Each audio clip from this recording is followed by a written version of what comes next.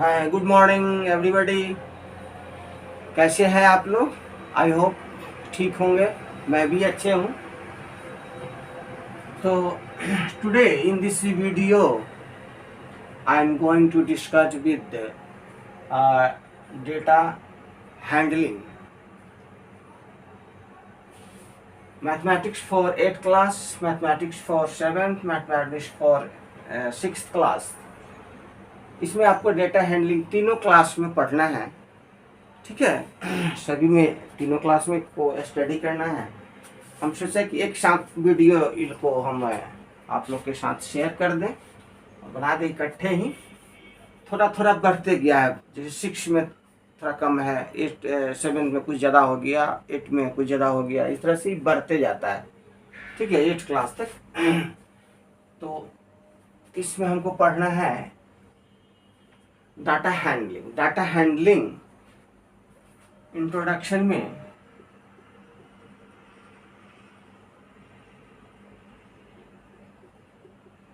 Introduction क्या है, परिचय। इसको डाटा हैंडलिंग क्या है? डाटा हैंडलिंग एक न्यूमेरिकल फिगर है। न्यूमेरिकल फिगर को कहते हैं डाटा हैंडलिंग, और इसी में आता है स्टैटिस्टिक्स। ऐसे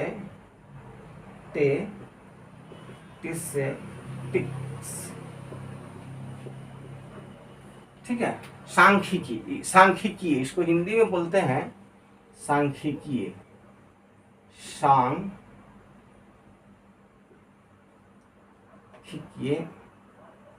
मैथ, इसका नाम मैथ भी है, स्टैटिक्स मैथ्स भी आप बोल सकते हैं। डेटा हैंडलिंग, डेटा हैंडलिंग का मतलब क्या?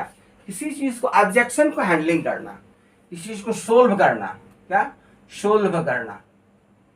हैंडलिंग का मतलब क्या? सोल्व करना। तो डाटा क्या है कि बहुत देखे होंगे आप लोग कि बहुत से बड़ी बड़ी कंपनियां हैं और गवर्नमेंट सेक्टर्स हैं, वहाँ आपको डेटा हैंडलिंग आपको मिलेगा।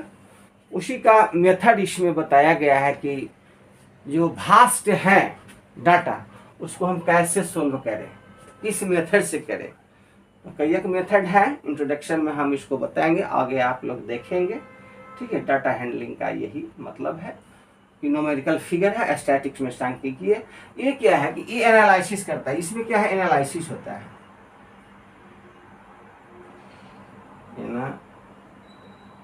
Analysis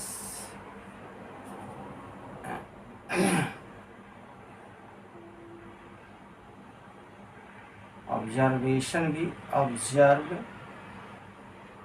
observation, interpretation,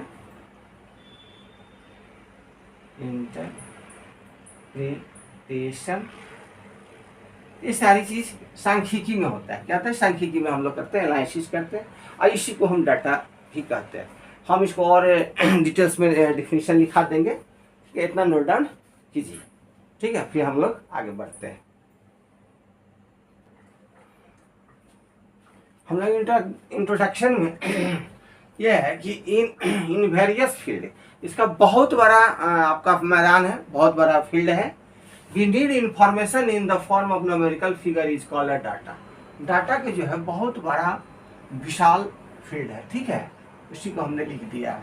this data में B related to various aspects such as the marks obtained by the students of a class in a examination, the monthly wage earned by the worker in a factory, the profits of company during the last few years, कुछ महीने years, कुछ साल पहले, last में etc।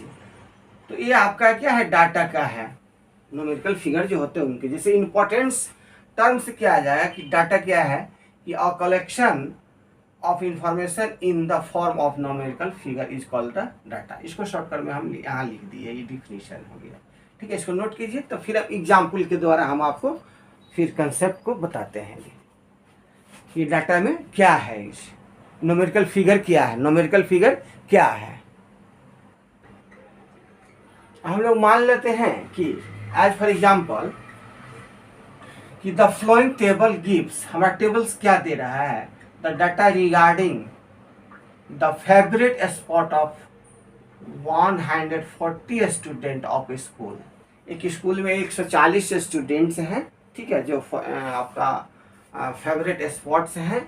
Spots में क्या आ गए आपके, स्पॉट्स में आ गए क्रिकेट, फुटबॉल, टेनिस, बैडमिंटन और वॉलीबॉल, ठीक है।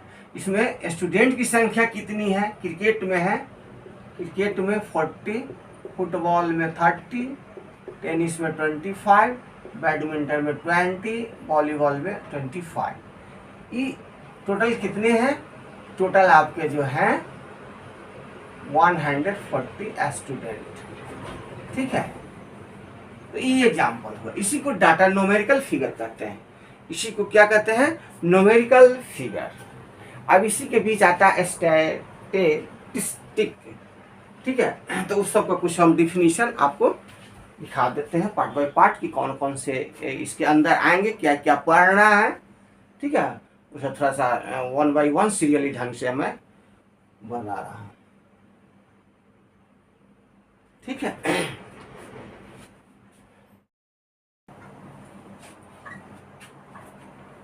तो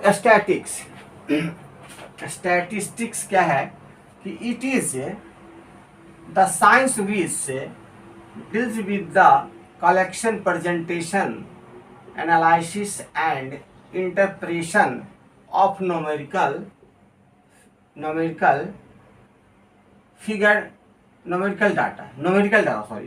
डाटा, इसको हम स्टैटिक्स कहेंगे, एनालिसिस को, ठीक है।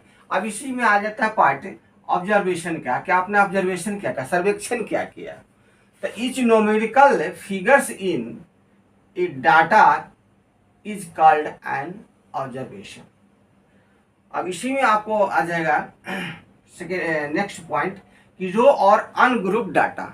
रो या अनग्रुप डाटा क्या है, ये है कि व्हेन जब हम कुछ इंफॉर्मेशन का कलेक्टेड करते हैं, प्रेजेंटेशन करते हैं रैंडमली, तो then it is the called a raw और ungrouped data. As for example कि the marks obtained by 10 student, 10 students हैं इन ए टेस्ट आर, कोई किसी टेस्ट में 10 गो छात्र हैं, जो है कितना है, 40 है, 32 है, 15 है, 36 है, 9 है, 23 है, 48 है, 25 है, 13 है, 27 है। तो इसी को हम कहते हैं क्या, स्टैटिक्स में।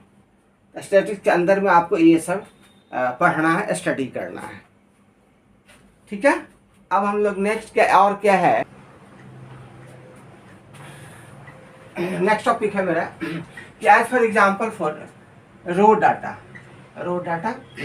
इसके अंदर क्या है कि आपको वेरिएबल, ठीक है, वेरिएट और अरे 3 पॉइंट्स हैं और आगे हैं बताएंगे, ठीक है। वेरिएबल क्या है, व्हाट इज वेरिएबल, और quantity which is being measured in A survey is called a variable.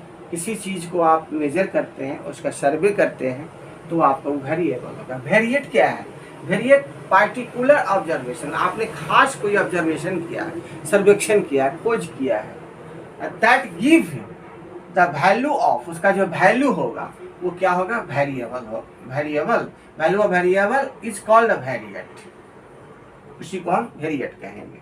अब अरे है, नेक्स्ट पॉइंट क्या है कि अरे क्या है, an arrangement of the numerical figure, जो न्यूमेरिकल फिगर है 1 2 3 4 5 जो भी है न्यूमेरिकल फिगर, ठीक है, एटसेट्रा, तो उस क्या है, इन असेंडिंग और डिसेंडिंग ऑर्डर इज कॉल्ड अरे।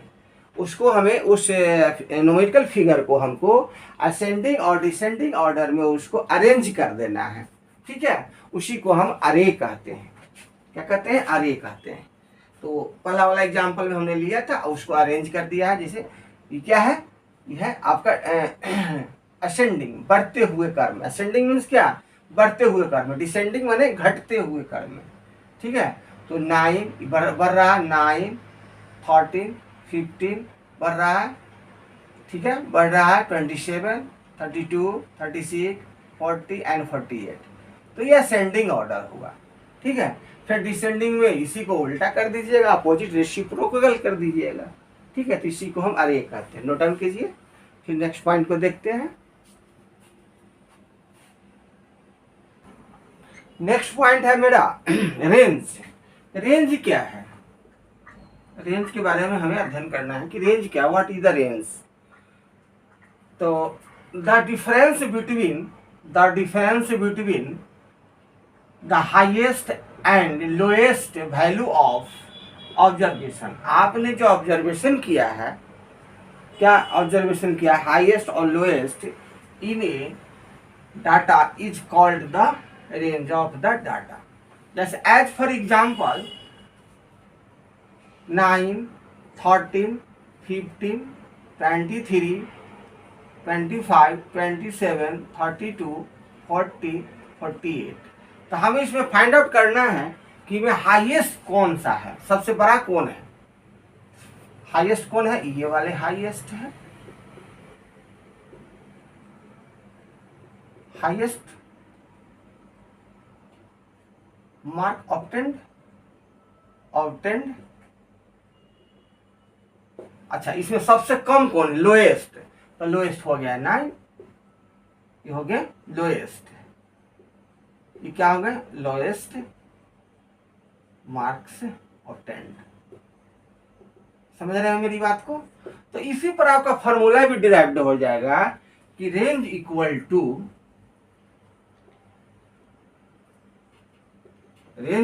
To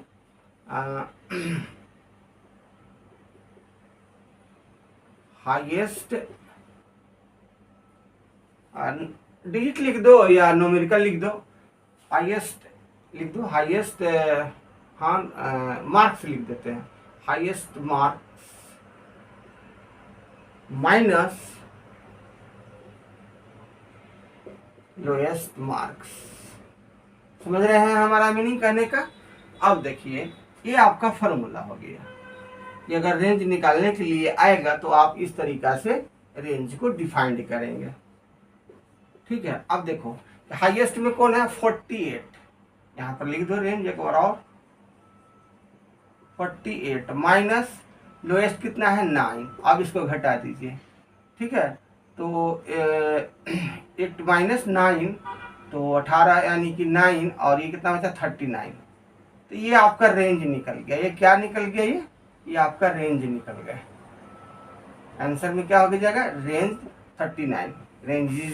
range is the 39 degree. ठीक है, इसको नोट डाउन कीजिए और देखते हैं नेक्स्ट टॉपिक।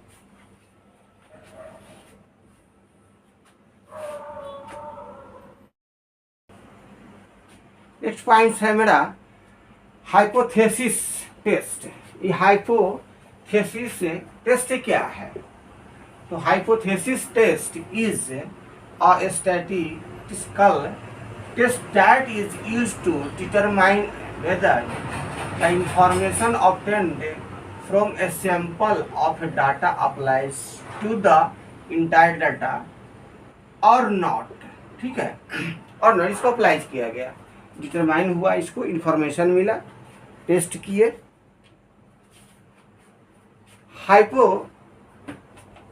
हाइपोथेसिस देखो यहाँ छूट गया है। Hypothesis test can be use to valuate many different parameter. क्या होता है? पैरामीटर। तो कौन कौन सा पैरामीटर में?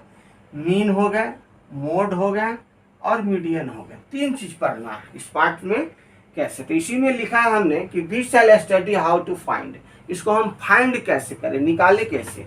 मीन को, मीडियन को और मोड ऑफ अनग्रुप्ड डाटा का। ये मेथड है, तरीका है, रूल्स है मैथमेटिकल्स। ठीक है, कैसे हम फाइंड आउट इसको करेंगे, क्वेश्चन को कैसे सोल्व करेंगे, तो इसी के बारे में हम बताएंगे। तो ये हाइपोथेसिस टेस्ट हुआ था, तब जाके पता चला कि वैसे ऐसे स्टैटिक्स और डेटा हैंडलिंग को जो है और सोल्व किया जाता है। ठीक है, नोट डाउन कीजिए।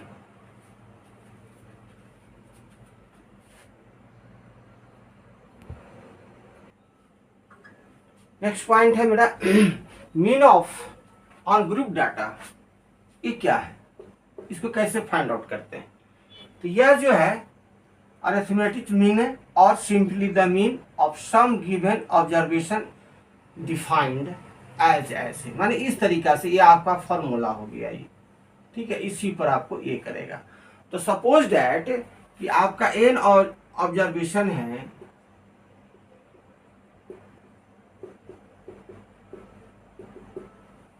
तो क्या होगा कि इसको ऐसे लिखेंगे हम x1 x2 x3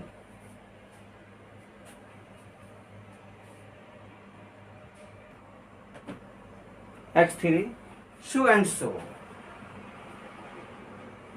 plus xn upon n observation.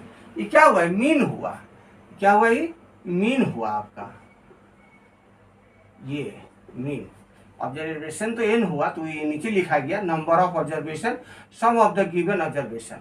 ये आपको दिया हुआ है, ये आपका गिवन दिया हुआ है और आपने ऑब्जर्वेशन एन किया है, ठीक है। और ये फॉर्मूला हो गया, इसको माइंड में रखिएगा।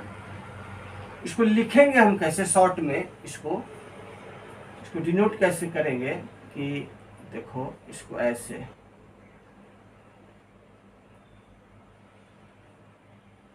इसको सिग्मा कहते हैं। क्या कहते हैं, सिग्मा।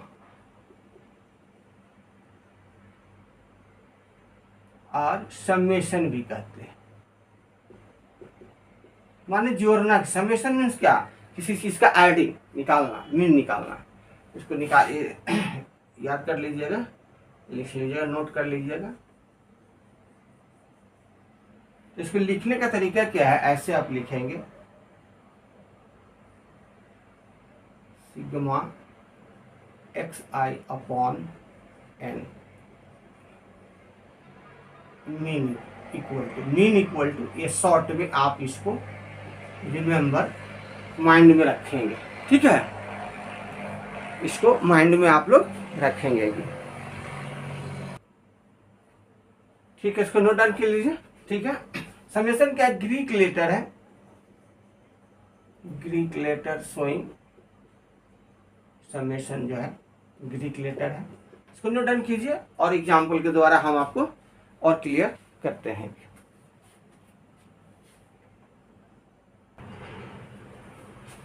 ये आपका क्वेश्चन हुआ, प्रॉब्लम हुआ, कैसे सोल्व करना है। जितना हमने जो इतना डिफिनीशन वगैरह फॉर्मूला जो आप लोगों को बताया, दिखाया, उसको हम कैसे अब करेंगे वो हम अब आ गए हैं, ठीक है। एग्जाम्पल पर जैसे कि मेरा एग्जाम्पल है कि given below are the heights in CM, centimetre में है, ऑफ 11 बॉय, 11 बच्चे हैं किसी क्लास में, ठीक है, जिनका हाइट जो है this this this this this this this this so and so, ठीक है। तो arrange the above data in ascending order. क्या असेंडिंग ऑर्डर में फाइंड आउट हमको करना है। तो सबसे पहले सॉल्यूशंस में आप लिखेंगे,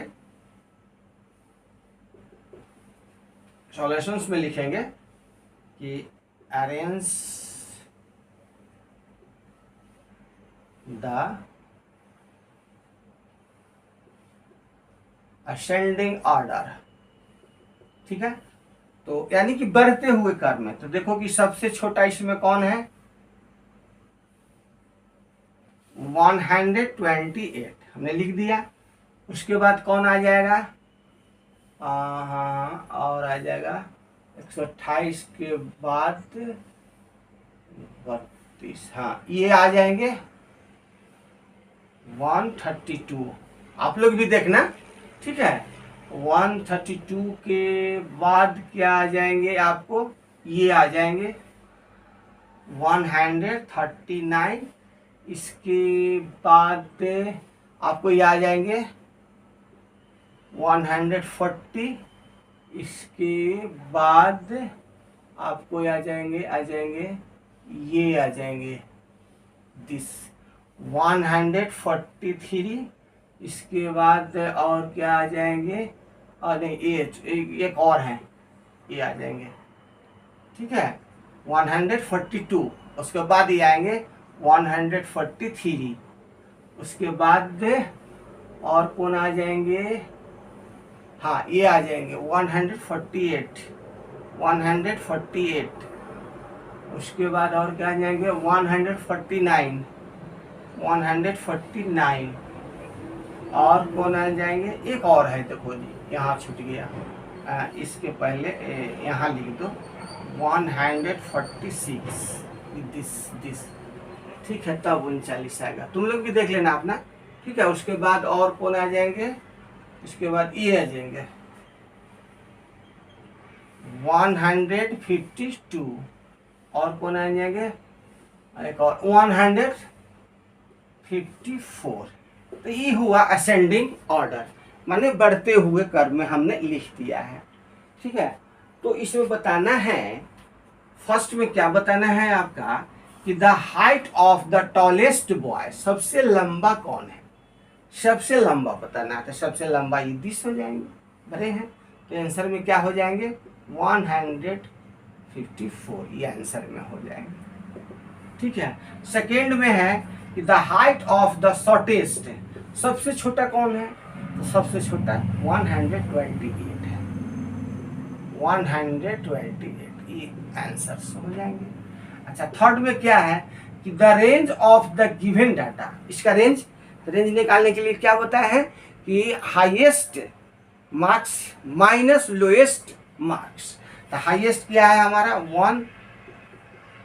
154 माइनस सबसे छोटा कौन है 128। अब इसको हम इसको ये करेंगे, माइनस करेंगे, तो इसको माइनस करके दिखा देता हूँ मैं, 1 इतना, तो 14 6, ठीक है, 10 14 8 6 14 4 2, यानी कि 26, कितना आया इसका 26, रेंज क्या हो गया 26। अब फोर्थ में क्या कहता है कि द मीन हाइट, आपका इसका हाइट निकालना है। तो मीन निकालने के लिए क्या हमने बताया था फॉर्मूला,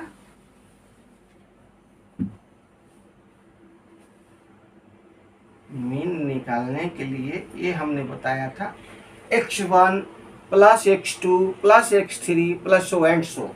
तो इसमें हम लिख देंगे सबको सीरियली ढंग से, x1 x2 करके इस तरह से इसके जगह पर इसको पुट कर देंगे, ठीक है।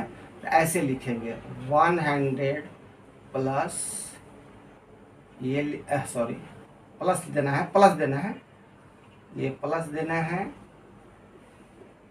प्लस देना है, समझ रहे हैं मेरी बात को, फॉलो कर रहे हैं। अब इधर मैं आ जा रहा हूँ, जगह नहीं है, 146 148 149 152 154, ये हो गए सम ऑफ ऑब्जर्वेशन, सबका योग, और नंबर ऑफ ऑब्जर्वेशन। तो नंबर कितना है हमारा, टोटल कितना है 11, कितना है 11 बचा, ऑब्जर्वेशन यही ना हुआ 11, तो यहाँ पर हम लिख देंगे 11, फार्मूला यही। अब सभी को ऐड करो, सबके जब ऐड करोगे तो ये आ जाएगा तुम्हारा, जोड़ोगे इसको तो 1573 आता है जी, ठीक है, 1573 आता है। इसको ऐड करेंगे तो जस्ट मिनट, इसको ऐड करके हम डायरेक्टली लिखते हैं, सभी को जब ऐड करेंगे तो ये हो जाएगा 1573 अपॉन 11। अब इसको काटोगे, इससे कट कैंसिल आउट हो जाएगा तो 139, यही आपका मीन निकला, चौथा क्लियर हो गया। ये एग्जाम्पल था इम्पोर्टेंट जो हमने पढ़ाया, उसका ऐसे सोल्व करना है, ठीक है। फिर हम लोग नेक्स्ट पॉइंट पर आते हैं, इसको नोट डाउन कृपया कर लें। स्क्रीन से हट गया हूं। नेक्स्ट टॉपिक यह है कि frequency, what is distributive frequency distribution, ये क्या है। तो फ्रीक्वेंसी का मतलब होता है कि जो बार बार आए, ठीक है, जो बार बार आता है उसी को हम फ्रीक्वेंसी कहते हैं। The number of times a particular observation occurs is called frequency, ये बार बार, टाइम्स मीन्स बार बार, ठीक है। कितनी बार कौन सा आया, ऑब्जर्वेशन जो आपने किया है उस ऑब्जर्वेशन में कितना बार आया है। जैसे कहने का मतलब कि है, एग्जाम्पल में लिया है हम 2 3 3 1 1 3 1 1 सो एंड सो, ठीक है। तो इसमें जैसे कि हमको निकालना होगा तो कैसे निकालेंगे फ्रीक्वेंसी, तो एक आता है टेबल आपको बनाना पड़ेगा, ठीक है। टेबलेशन जो डाटा को करते हैं उसमें सबसे पहले तो इसको आप ऐसे कर लीजिए, टेबल टेबल, ठीक है। यहां पर लिख दीजिए आप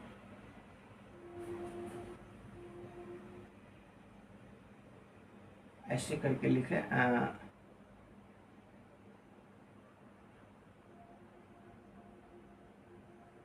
नंबर ऑफ, ठीक है, किसका है, फैमिलीज का है, एनी फैमिली, मान लो कोई 20 फैमिली है, कोई उसका चिल्ड्रेन है इतना ये, ठीक है। तो नंबर ऑफ चिल्ड्रेन लिख देते हैं, ठीक है, चिल्ड्रेन, ये हो गया। और यहाँ पर ऐसे लाइन कर दीजिए, हमको ये बनाना है। उसके बाद आता है आपको टेली मार्क, टेली मार्क्स। उसके बाद आता है फ्रीक्वेंसी, फ्रीक्वेंसी, ये चीज फुलफिल करना है। तो अब इसमें हमको नंबर ऑफ चिल्ड्रन को निकालने के लिए कैसे, हम अब इतना सारा थोड़े हम बॉक्स बनाएंगे, कॉलम से बनाएंगे। इसका रूल्स होता है, रूल्स क्या होता है कि जो हाईएस्ट है लोएस्ट उसको घटा देना है, आपको अंदाज करना है कि कम से कम 3 से 4 5 6 तक आप बॉक्स कॉलम बना सकते हैं और उसमें कर सकते हैं। सबसे लोएस्ट के असेंडिंग ऑर्डर मान लो, ठीक है, असेंडिंग ऑर्डर, इसको क्या करोगे, असेंडिंग ऑर्डर में सजा लो, सारा दुख दर्द खत्म हो जाएंगे, ठीक है। असेंडिंग ऑर्डर अरेंज कर लेना है। तो सबसे छोटा क्या है, 0 है, और सबसे हाईएस्ट क्या है, 3 है, सबसे हाईएस्ट क्या है, 3 है। तो हम कैसे करेंगे, हम 0 ले लेंगे। जब हायर में जाओगे, अथी 9th 10th में जाओगे तो उसका दूसरा है, गैप करके इंटरवल करके लेना पड़ेगा, लेकिन इसमें आप लोग असेंडिंग से ही 6 7 8 तक काम चलाएंगे आप लोग, ठीक है। 0 हो गए, और 6 में बस इतना ही पढ़ना है, ज्यादा नहीं पढ़ना है। टेली मार्क्स, फ्रीक्वेंसी, 7th को कुछ ज्यादा पढ़ना है, 7th और थोड़ा सा ज्यादा है, लेकिन 6 को बस इतना ही पढ़ना है, टेली मार्क और फ्रीक्वेंसी, ठीक है। 1 2 3 बस इतना हमको कर देना है, भर देना। अब देखो कि 1 कितना बार आया है इसमें, तो 1 टाइम्स, तो इसको ऐसे लिख देंगे 1। अब देखो कि 1 कितना बार आया, सबको लिखो, 1 2 3 4 5 6 7 टाइम्स, कितना आया है, 7 टाइम्स। इसको टेली मार्क को तरीका है 7 लिखने का, ऐसे करो, 4 लाइन्स होंगे, ऐसे कट कर देंगे तो ये 5 बन जाता है। क्या बन जाता है, 5 बन जाता है। हमको 7 देना है तो 1.7 हो गया। यहाँ पर भी लिख दो 1 और यहाँ पर लिख दो 7, ठीक है। अब देखो कि 2 कितना बार आया है, 2 1 2 3 4 5 6 7 8 टाइम्स। ये कितना है, 8 टाइम्स। इसका टेली मार्क क्या होगा, ऐसे होगा, ऐसे कट कर देना है, और 1 2 3, 5 और 3 हो गया, तो ये हो जाएगा 8 हो जाएंगे आप, ठीक है। अब 3 बचा हमारा, 3 कितना टाइम्स आया है, 1 2 3 4,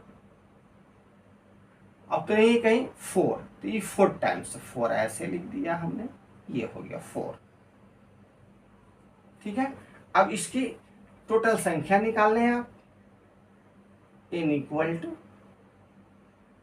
8 है और 8 16 16 4 20 20, यानी कि हमारा 20 आपका टोटल संख्या।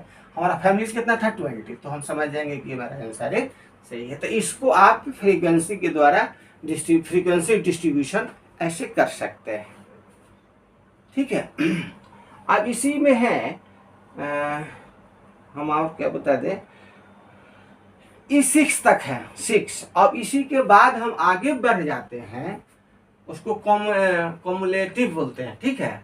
वो हम दूसरा में पढ़ाते हैं, ठीक है। इसको यहीं तक यूं का त्यों दूसरा एग्जाम्पल में हम फिर लेते हैं, ठीक है। क्लियर का सब है। चलिए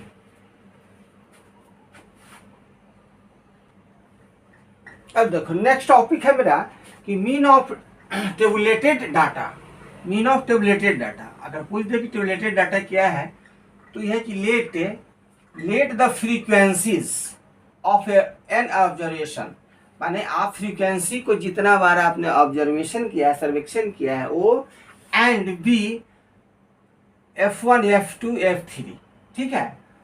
तो ये ऑब्जर्वेशन हो गया नंबर ऑफ, और ये हो गया नंबर ऑफ बिट्स कहो या कोई संख्या कहो, और ये हो गया फ्रीक्वेंसी का, F फॉर फ्रीक्वेंसी और X जो है ऑब्जर्वेशन का है। जैसे यहाँ पर क्या लिखा है बिट, तो ये हो गया XI हो गया, ठीक है, और ये हो गया FI, ठीक है, समझ रहे हैं। अब इसमें देखो कहता है कि एज फॉर एग्जाम्पल, पहले तो ये देख लो कि ये इतना कर करके आपको मीन को निकालना है। F1 into X1 plus F2 into X2 plus F3 into X3 plus so and so plus F1 into X1 upon F1 plus ये प्लस है F2 plus F3 plus so and so F1। ये आपका हो गया, पिछले topic में भी बताया था हमने। और उसको ऐसे लिखेंगे शॉर्ट में, ठीक है। इसी चीज को हम ऐसे लिखेंगे सिग्मा के द्वारा कि sigma F5 XI upon sigma F5 find out कर देना है मीन बराबर मीन इक्वल टू ये आप माइंड में रखेंगे शॉर्ट में, ठीक है। ये हमने डिटेल्स कर दिया है, इतना ही आप याद रखेंगे। अब इसको सॉल्यूशंस कैसे हम करें, सॉल्यूशंस कैसे करें, कुछ नहीं करना है, इसी तरह से टेबल बनाना है आपका।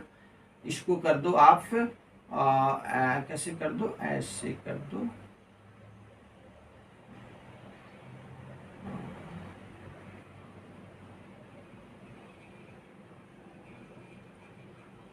पेट लिखो पहले,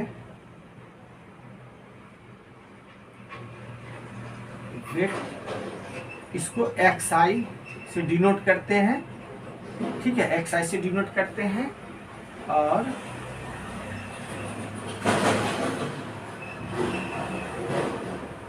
तो पहले हमको ये टेबल बना रहे हैं हम, ठीक है। अब देखो ये लाइन नहीं है, ये यहाँ से हम लोग चलेंगे, यहाँ से चलेंगे, ठीक है। तो ये हमारा क्या हो गया, इसको लिख लो, थोड़ा सा जगह थोड़ा सा कम है, हम छोटा छोटा लिखेंगे, ठीक है। 27 लिख दिया हमने, 28 लिख दिया, और छोटा छोटा लिखूंगा मैं, 29 लिख दिया हमने, 29 लिख दिया, और हमने 30 लिख दिया, और 31 लिख दिया। ये हमारा वेट ऑब्जर्वेशन है, ठीक है। अब इसमें जो है हमारा थोड़ा सा लिखना पड़ेगा आपको, इसमें टैली मार्क छोड़ देंगे, ठीक है, टैली मार्क नहीं लिखेंगे। इसमें हमको लिख देना है फ्रीक्वेंसी लिख देना है। अब क्या लिखेंगे हम लोग, फ्रीक्वेंसी,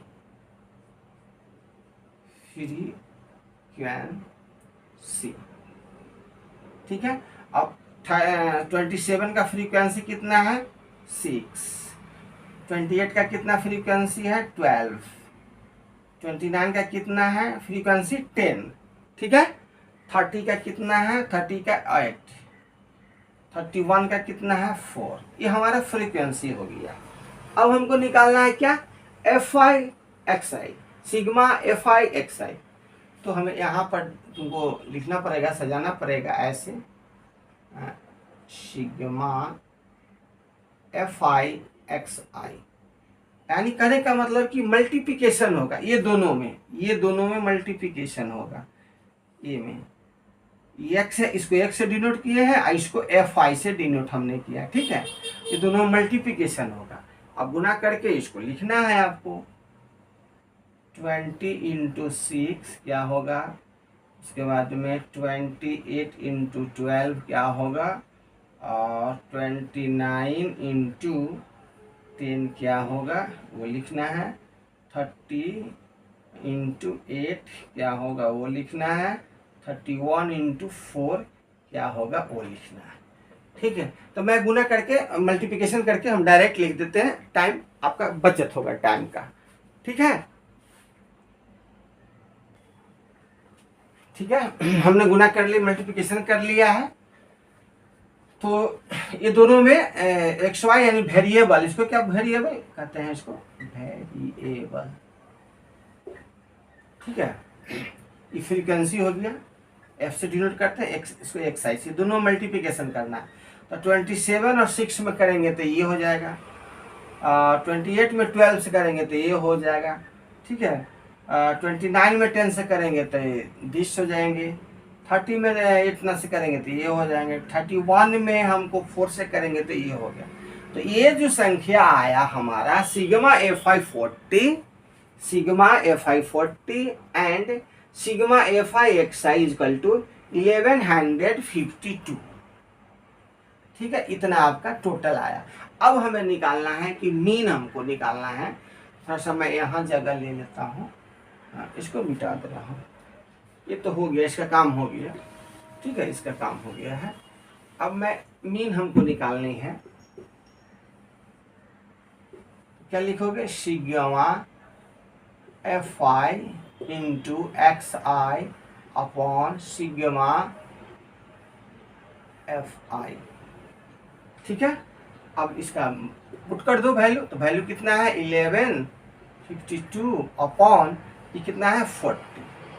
जब इसको कट करोगे तो 2 बार में यानी 28 पॉइंट इतना लमसम आपका आंसर आएगा, मीन आएगा।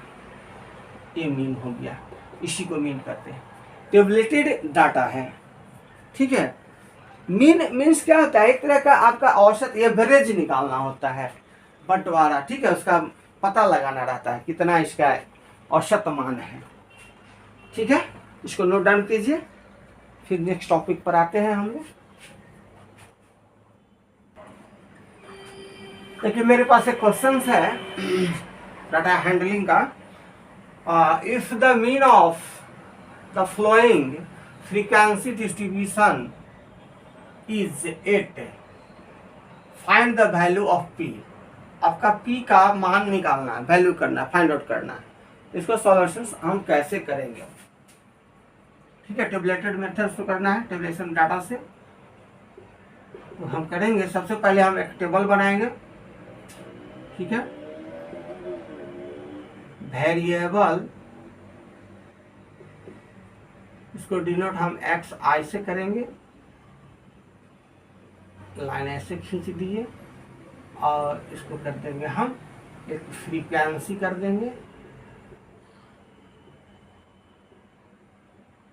इसको डिनोट करेंगे हम लोग Fi से। ठीक है, और इसको कर देंगे हम सिग्मा Fi, XI भी लिख सकते हैं, आगे पीछे कोई दिक्कत नहीं है, ऐसे कर देंगे। अब हमें ऐसे कर देना है लाइन, अब इसमें बॉक्स बना लीजिए, जैसे कि वेरिएबल में पहले लिखिए 3, 5 और 5 के बाद 7 आफ्टर 9 आफ्टर 11 और 11 आफ्टर 13। ये आपका वेरिएबल हो गया, एक्स हो गया। अब इसकी फ्रीक्वेंसी कितनी है, तो 3 का कितना है 6, 5 का कितना है 8, 7 का कितना है 59 का कितना है P, 9 का P, और 11 का कितना है 8, और 13 का कितना है 4। ये हो गया आपकी चार्ट। ठीक है, तो अब इसको हम निकालेंगे हम लोग कि सिग्मा Fi इक्वल टू, इसको जोड़ोगे तो कितना हो जाएगा 8 से 14, 14 और 5, 14 5 19 और 8, तो 20 27 27 4 31 गलत हो गया क्या? हाँ 31 के 1, 31 के 1 और 3 और एक 4 और ये पी बच रहा है तो पी को हम ऐसे लिख देंगे। ठीक है, ये आपका हो गया एफ आई, सिग्मा एफ आई। अब इसी तरह से हमको ऐसे लिख देना है इसको कि सिग्मा टोटल हुआ है मान इसका कि F I into X I equal to, अब इसको करो, इसमें करना है तो यानी कि 6 18, ठीक है, 6 3 जा 13 और 5 8 जा 47, 15 7 जा 15 15 7 75 से 105 और ये हो जाएगा 9 प्लस पी, ऐसे गुना हो जाएगा 9p हो जाएगा। क्या हो जाएगा, मल्टीप्लिकेशन कर रहे हैं तो क्या हो जाएगा 9p हो जाएगा, ऐड नहीं कर रहे हैं। और ये हो जाएगा 88 11 8 जा और ये हो जाएगा 13 4 जा 52 तेरह चौक 52। ठीक है, अब इसको सबको टोटल हमको कर देना है। क्या कर देना है, टोटल कर देना है। तो एक तो ये हमारा 9p अलग निकल जाएंगे, ठीक है, 9p अलग निकल जाएंगे हमारे। हाँ, अब हमको इसको जोड़ देना है तो ये तुमको आएगा, जोड़ोगे तो 8 5 13 8 21 21 और 2 23 के 3 2 2 3, ठीक है, 3 1 4। हमने गलती कर दिया क्या, इसको जोड़ोगे ऐड करोगे, 1 मिनट हम ऐड करके फाइंड करते हैं। ठीक है,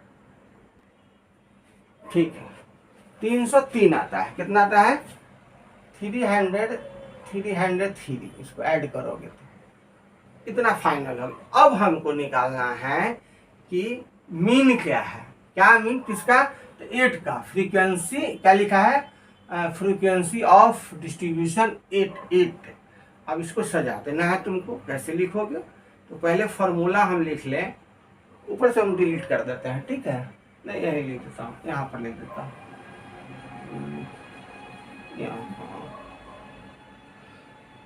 ऐसे लिखो। क्या लिखेंगे, mean equal to sigma F I into X I upon sigma F I. ठीक है, अब हमारा क्या हो गया, ये कितना है एफ आई, ये लिखेंगे हम 303 प्लस 9p अपॉन ये कितना है 41 प्लस p इक्वल टू, हमको 8 का डिस्ट्रीब्यूशन निकालना है तो 8 कर दिया। और जब भी बीच में, इसको मिटा देते हैं, ठीक है, जब भी बीच में इक्वेशन का साइन आ जाए तो अपनी ओर से 1 लगा के और क्रॉस मल्टीप्लिकेशन कर देना है। क्या कर देना है, क्रॉस मल्टीप्लिकेशन कर देना है। जब क्रॉस मल्टीप्लिकेशन करोगे तो कितना आ जाएगा, ये 1 है तो इधर एज इट इज लिखा जाएगा। क्या हो जाएगा, एज इट इज लिखा जाएगा। ये यहाँ हम मिटा के इसको कर देते हैं। इसको क्रॉस मल्टीप्लिकेशन करोगे तो 303 प्लस 9p इक्वल टू, अब इसको कर दो तो हो जाएगा 8 हो जाएगा और 8 चौका 32, 328 प्लस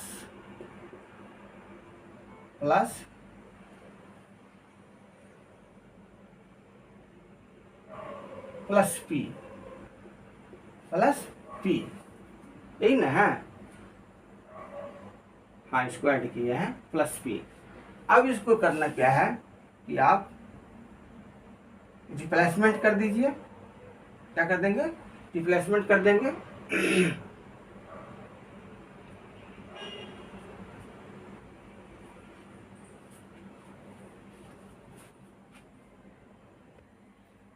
क्या कर देंगे, रिप्लेसमेंट कर देंगे। ठीक है, क्रॉस मल्टीप्लिकेशन हमने किया ना, क्लियर आ रहा है, नहीं आ रहा है, अच्छा रुक जाओ, हमने कहाँ किया था, ये किया था। हाँ, इक्वल टू रिप्लेसमेंट यहाँ न किए थे, इसको करोगे, हमने कहाँ लिखा, ये यहाँ लिखा ये, ठीक है। तो ये 8p हो जाएगा ना, इससे करना है 41 से किए तो 328 आया प्लस ये, तो 8p हो जाएंगे। ये कितना हो जाएंगे, 8p हो जाएंगे प्लस 8p। अब ये रिप्लेसमेंट कर दीजिए। अब हमें ये 9p लिखना है, इसको लेफ्ट हैंड में लाना है, तो क्या है, प्लस है तो ये माइनस हो जाएंगे 8p, और ये हो जाएंगे इतना, और इसको इधर ले जाएंगे राइट हैंड में तो माइनस ये हो जाएंगे।